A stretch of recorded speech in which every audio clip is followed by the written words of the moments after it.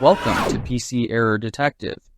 In this video, I'll show you exactly how to bring up Clipboard in Windows 10, so you can easily access all your copied items.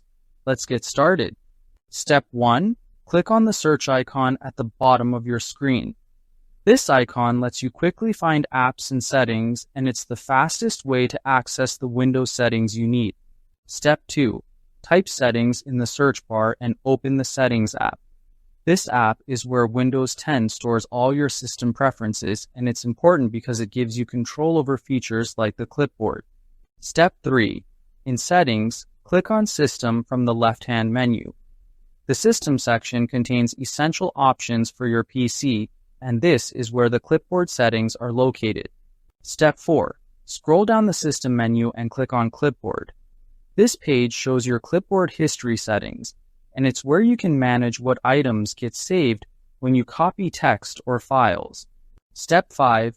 Turn on the clipboard history toggle if it's not already enabled.